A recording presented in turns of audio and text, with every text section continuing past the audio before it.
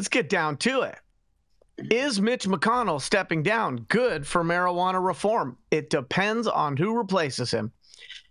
Many cannabis advocates and stakeholders were quick to cheer the news that Senate Minority Leader Mitch McConnell will be stepping down from his leadership post later this year. But while it might seem like a positive development for the marijuana movement at first glance, a look at the record of his potential GOP replacements signals that reform efforts will likely continue to face resistance from the party's leadership. McConnell, the longest-serving Senate leader in history, has earned a reputation as a ferociously anti-marijuana member, despite his work championing the legalization of hemp under the 2018 Farm Bill. He's firmly opposed even modest marijuana reform, proactively preventing the advancement of bipartisan legislation to ease cannabis businesses' access to the banking system, for example. That record helped explains the enthusiasm of the industry after he announced his retirement from leadership last week. But so far, there has been very little public analysis of the cannabis policy records of his potential successors. Members who've indicated they'll be throwing their hat in the ring include Senate Minority Whip John Thune, former Whip John Cornyn, and GOP Conference Chair John Barrasso. Former President Donald Trump has reportedly been pushing Steve Daines, who chairs the National Republican Senatorial Committee, to join the race. That would no doubt be welcomed by the cannabis industry, given his chief sponsorship of marijuana banking reform legislation, but the senator has not committed to seeking the leadership position. First, a look at McConnell's record. As Majority Leader, McConnell did help usher in the federal legalization of hemp, a crop that he had hoped Kentucky farmers and businesses would capitalize on.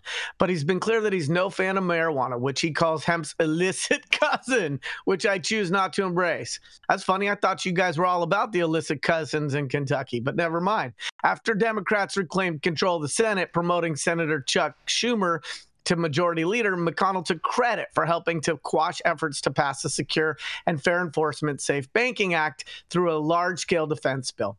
He's routinely criticized Democrats' marijuana position, condemning then-House Speaker Nancy Pelosi in 2020 for calling cannabis a potential therapeutic in the treatment of the COVID. And the year prior, McConnell accepted an honorary machete that was used to chop down thousands of marijuana plants.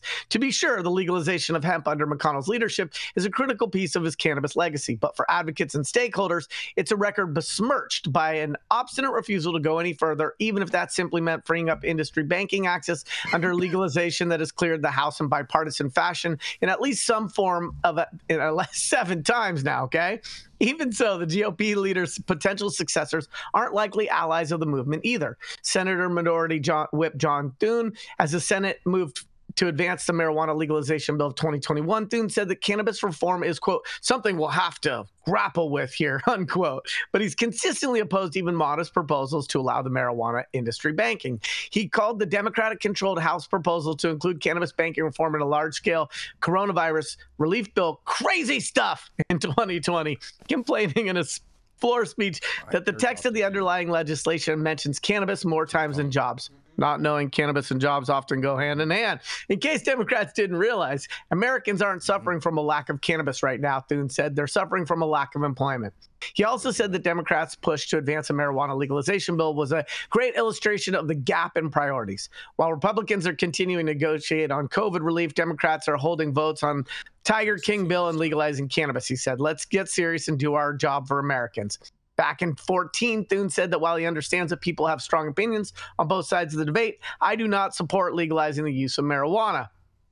Jason, start thinking about your rebuttals now. Currently, the medical benefits of the use of cannabis are still inconclusive, and I believe we must be careful not to increase the availability of marijuana and the use of marijuana for non-medical reasons, the senator said in a constituent letter. However, I support the development of alternative medications that will provide relief to patients without opening the door to substance abuse, like OxyContin. The next year, he called legalization a dangerous path, adding that voters who enacted the reform in Colorado are going to pay the price for it.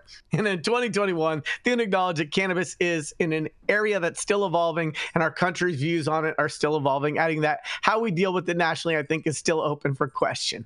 For what it's worth, voters in Thune's home state of South Dakota approved a marijuana legalization initiative on the ballot in 2020, but it was overturned by the state Supreme Court. Voters subsequently rejected a 2022 legalization proposal.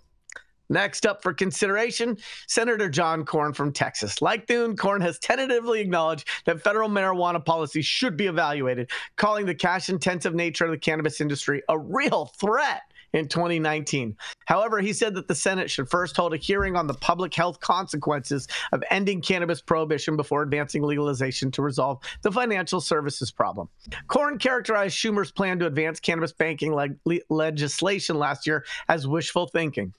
He later led a letter to Senate leadership that argued that the Secure and Fair Enforcement Regulation, Safer Banking Act would result in the cannabis industry producing higher potency cannabis products that be harmful to youth and compromise the integrity of the United States banking system.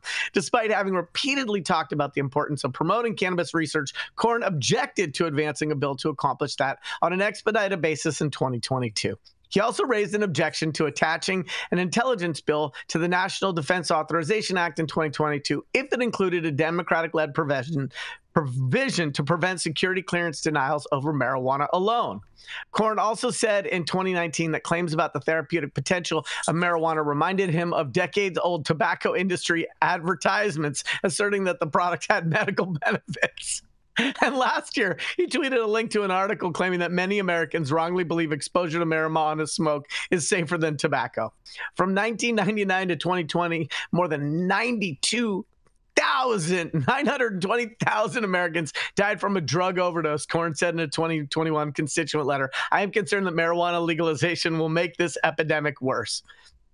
Senator John Barrasso. Barrasso voiced opposition to including marijuana banking legislation in a 2022 manufacturing bill, as well as a 2020 coronavirus relief measure. The bill championed by Pelosi reads more like a marijuana measure than a pandemic measure, he said of the latter legislation. That's because it includes the word cannabis 68 times, more often than she mentions jobs and hiring. The important thing about getting our country open, getting our communities back. In 2022, he and other GOP senators released a public service announcement about fentanyl, including claims that it is being laced into marijuana and other drugs. Also that year, Barrasso, who represents one of the only states in the country that has not legalized marijuana for recreational or medical purposes, even for limited CBD access, wrote in a constituent letter that he understands the impact of a lifelong struggle with pain on people's lives, but there remain legal and proven ways to safely address those concerns as opposed to the unfettered use of any cannabinol or marijuana product. As noted, Dane's name has also been floated as a possible contender for the leadership position. In stark contrast to Thune, Cornyn, and Barrasso, Dane is the prime GOP senator sponsor of the Safer Banking Act to allow cannabis business to access traditional financial services. However, as the chair of the NRSC, Daines is reportedly focused on ensuring the party's success in the upcoming election and doesn't have immediate plans to compete for the leadership spot, Axios reported. Also, while Dane's sponsorship of the cannabis banking bill makes him a standout among the other leadership contenders, he has taken pains to distance himself from the broader push for federal legalization. Daines also filed legislation last September to prevent federal agencies from rescheduling cannabis without tact approval from Congress amid an ongoing review directed by the Biden administration. Daines, Thune, Cornyn, Barrasso, and McConnell all voted last year to block legislation focused on expanding research on the benefits of medical cannabis for military veterans from advancing to the Senate floor. So the reason why I picked this article is because it is Super Tuesday, and I wanted to do shots fired and ask my friends on the red side of the aisle during Women's Month, if Republicans are for personal liberty, personal freedoms, and personal choice, and we take a step back from the rhetoric and look at the record, why do women not have control over their bodies and have deeply confidential choices with their doctors? And why does it look like the entire pack of proposed Republican senator replacements for Mitch McConnell all seem incredibly comfortable staying in the obstructionist lane and using the rhetoric of yesteryear in their rationalizations and justifications for not being passionate about cannabis reform? And how then do people who support advancement still feel comfortable affiliating as Republicans? This is Yaro Kubrin, High at 9 News. Shots fired, Jason. What you got to say? I know. I was gonna say, who's that aimed at? Yeah, you weren't firing no shots, bro. You're just firing off your load, trying to see. Shooting at ghosts in the dark over here. Mm-hmm. What you got to say about that, Jason? What you got to say about that, Jason? What do you mean? What, Marijuana Mitch is going to retire. We're going to have a new Senate leadership. This is great. What's the problem here? I don't get what you're trying to go for. Well, the problem is the people who might take his place don't believe that our security professionals should have the protections of being able to use cannabis while still serving our nation in government capacity. You don't even know who's going to be there. You don't even have a clue who's going to be there yet. Okay, so you're just speculating right now, like the other article was speculating, okay, and just grouping everybody all together, and you're not even allowing for anyone to evolve on this issue at all, Yarrow. You're just condemning, and not allowing for anyone to evolve. Going by history. Yeah. Right, recent history, which tends to be the best predictor of the recent. I have a couple of photos to share with you guys, since. In regards to this, it's in relation to the story. I like how you're looking at him. It's a little disturbing. That's me. Give this man the sad. That's me and Marijuana Mitch. Yeah. Haters are gonna hate. Haters are gonna hate. Oh, whatever. But let me ask you. Jason over there kissing the ring. Let me ask you a question. What is the difference between a policy and a photo op? A policy and a photo op. Jason over there getting his Kathy Hochul. You're not even making any sense. No, we had amazing conversation actually that whole entire day. That was, you know what I'm saying? It was it was over the course of two different days that we were hanging out, and this was great. But you guys are tripping. Your attempts at playing footsie didn't change his public facing position. Well, hold on a second, because in all reality, he did legalize cannabis across the nation with the farm bill, okay? Because THCA, it's all THCA, you guys, okay?